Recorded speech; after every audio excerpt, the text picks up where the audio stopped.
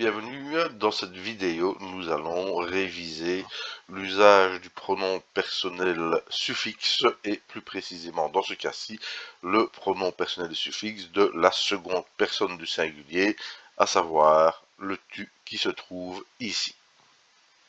Pour illustrer cet usage, voici un petit texte que nous allons découper tout d'abord en repérant les points de calage les plus traditionnels. Donc où l'on aura édité, on va passer au texte latin, ce sera préférable et plus facile. On va donc séparer ceci. J'ai deux petites jambes qui sont là, c'est un déterminatif. Donc je sais que je peux couper ceci et qu'on voit apparaître le pronom K qui arrive juste derrière le pronom tu. Si je continue à regarder dans mon inscription, je vois que j'ai là les collines, le déterminatif des collines, qui est donc un déterminatif. On retrouve encore les deux petites jambes ici. On suppose que le K qui est ici est de nouveau un pronom personnel suffixe. On a ensuite une préposition, on a ensuite un mot, un N, doit ici. Mais ce qu'il y a, c'est qu'on a ici un être humain complet qui est en train de faire une activité d'adoration. Et puis ensuite, nous avons de nouveau, tiens, le petit pronom qui est ici, qui arrive là. Nous faisons maintenant intervenir la translittération qui nous permet de préciser notre découpage. On va repérer ici que l'on aura de nouveau le pronom en question, qui était ici, que nous allons séparer, voilà. On va donc avoir ici une formule avec deux mots, deux verbes. Tu fais ceci, tu fais cela. La suite semble cohérente puisque nous aurions ici une préposition qui introduit un complément circonstanciel de lieu manifestement.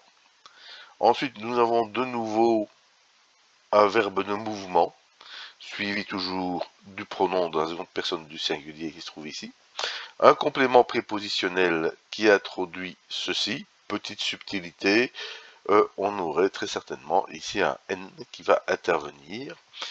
Et on aura à ce moment-là, après le déterminatif des quatre murs et de la porte, un découpage qui nous permet de trouver un autre verbe ici avec un K de nouveau le pronom personnel de la seconde personne du singulier, et puis on aura un complément d'objet. Sachant que ici on a le verbe adorer,